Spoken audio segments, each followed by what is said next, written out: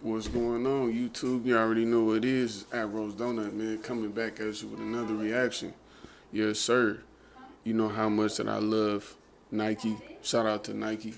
You know what I'm saying? They've been showing a lot of love. I've been rocking the Kyries. And right now, we're looking at the history of Nike.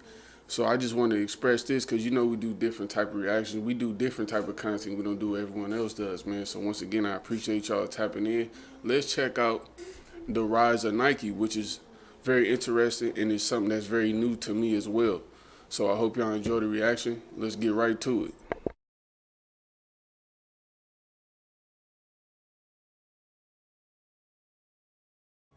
Nike, the world's most popular and biggest sportswear company, into a global corporation worth over $100 billion. Today, we're going back to the earliest days of Nike to figure out how that magic happened and what the ingredients were to their success. This video is brought to you by Audible, and the story you're gonna watch now is just one. The year is 1962, and Phil Knight had just graduated from Stanford. As any business graduate can tell you, becoming an entrepreneur is difficult if you don't have any good ideas, but Phil had one.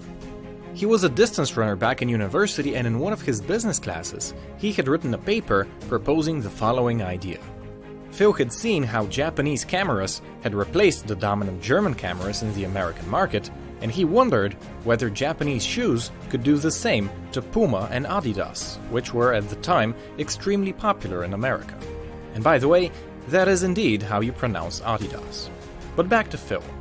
After writing that paper and graduating, Phil became obsessed with his idea about bringing Japanese shoes to the USA. Of course, he didn't actually own any Japanese running shoes, and the few he had seen were brought stateside by soldiers who had been stationed in Japan during the occupation after the Second World War. Wow, so that's very interesting that this man was at Stanford, so was highly educated. Came up with an innovative idea because of a need, you know what I mean? And there's military ties connected to it, which is crazy that Nike even started with that. And then you see, just a sidebar, you see like Canon cameras. I think they were sending German created cameras, like that's crazy. And then you're seeing like Japanese shoes being brought up and talking about like how you can utilize your shoes better. So that's pivotal piece of information. That's stuff that I never knew about. You know what I mean? This has a serious heritage, man. Let's get right tapped back in.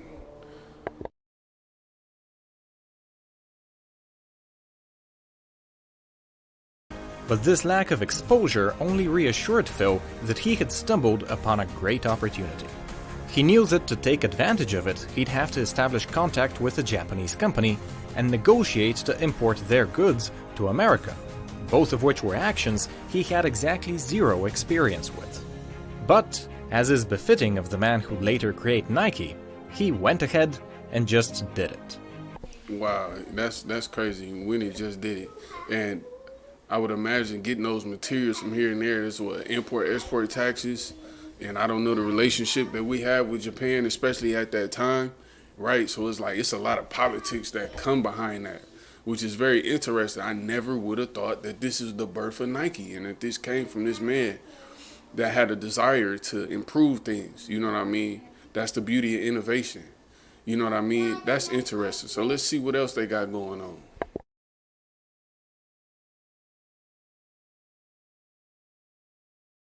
In November 1962, he flew over to Japan like a tourist and just started exploring. In the beautiful city of Kobe, he stumbled upon a shoe store that caught his eye. It belonged to a company called Onitsuka Tiger, and the shoes they made were, for their time, very high quality. So much so that Phil was determined to import them back home. He presented himself as an American. Didn't them shoes look like Saucony's?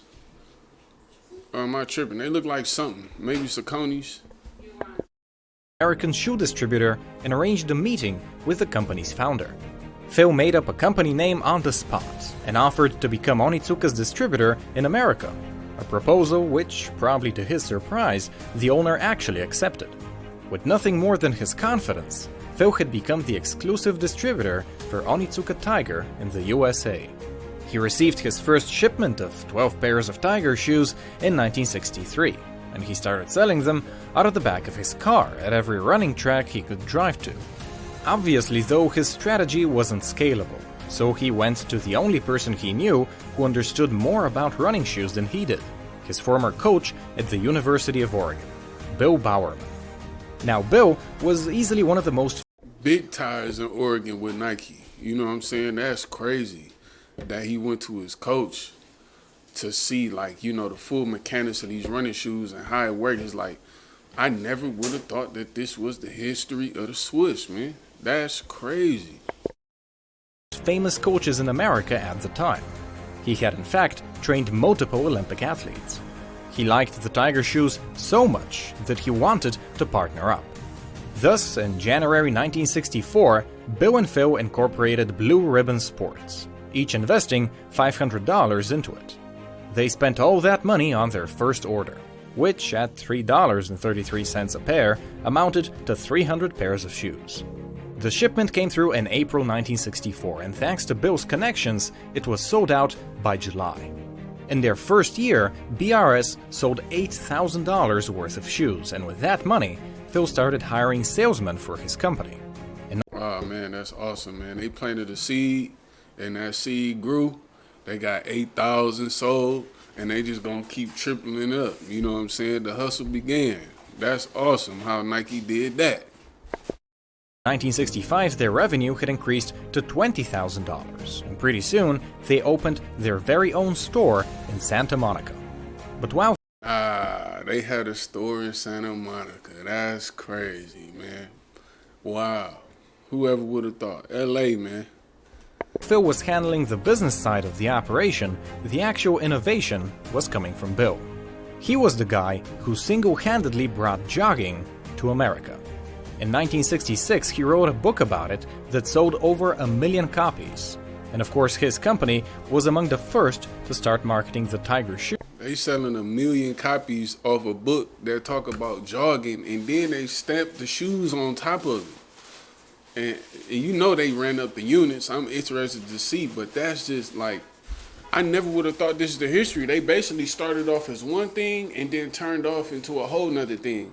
At least that's what it's seeming like the story is going to transition into.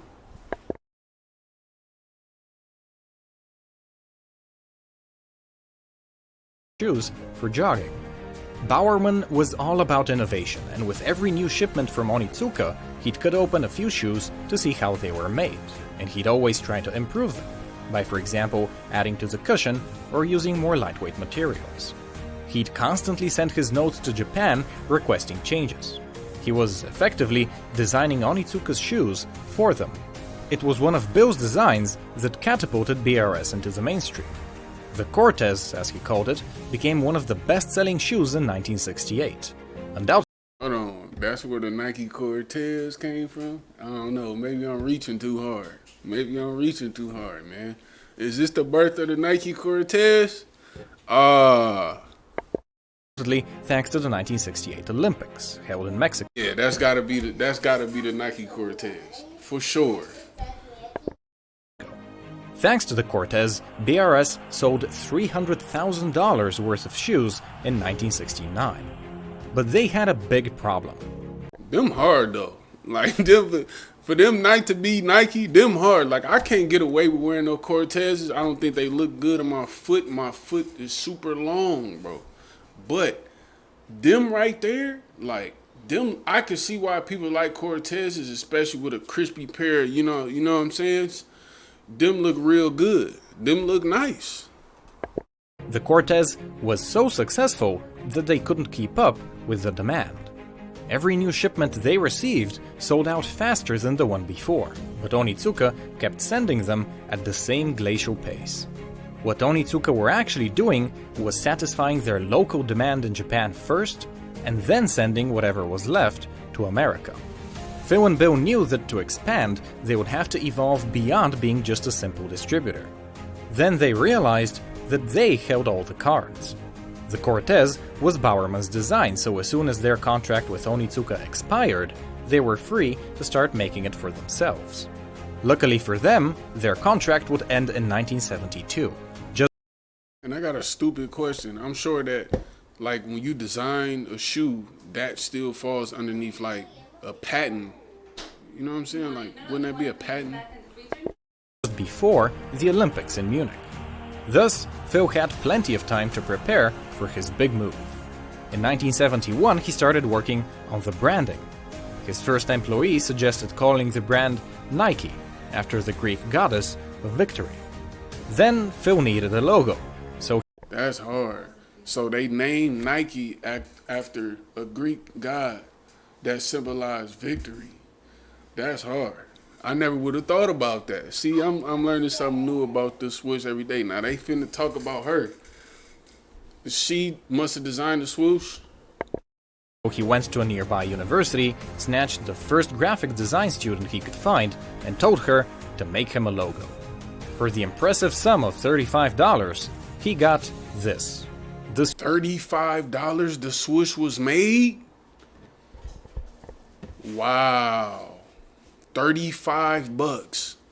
The swoosh was made by a graphic designer in the 70s. That's like what? $150 today? $120 in today's economy? Come on, man. That's a full tank of gas in a truck.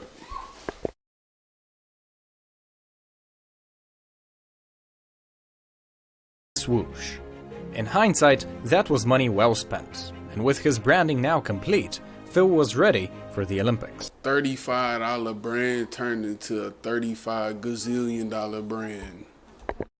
This time, instead of locking himself into exclusive agreements, Phil established a network of subcontractors across Japan.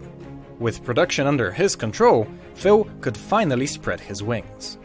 You can see in this graph of Nike's sales exactly when Phil started importing shoes from his Japanese subcontractors. And yes, he started before his contract had even expired, in 1971. From then on, the story of Nike became one of growth. They became the largest sportswear company in America in 1989, on the back of brilliant marketing like the Just Do It campaign, and by signing rookie athletes that would eventually become famous across the world. The ascent of Nike is a story every bit as interesting as the early days of Phil Knight. But don't take my word for it. Phil Knight himself... Shout out to Phil Knight, man. Shout out to the lady who made the graphics. Shout out to Japan, man. You know what I'm saying? Bringing something positive forward to the table, man. Everybody done had a pair of Nikes.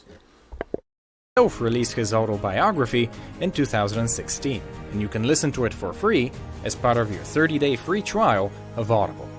In his book, Phil goes into much... Hey, man, so that's the end of the video, man. Appreciate everybody watching this. Look, check this out. I did not know so much beautiful history came from the swoosh. Now I feel very much so informed. I feel like I'm a part of a legacy when I put them Kyries on, when I put that swoosh on. You know what I mean? Be happy and proud when you throw on a pair of them Nikes. You know what I'm saying? Because they all started from a positive vision. You know what I'm saying? This vision came from wanting to help people. You know what I'm saying? That's a great form of innovation. You know what I mean? So shout out to Nike, shout out to the swoosh. Thank y'all for tapping in, man. It's at roachdonut on all platforms.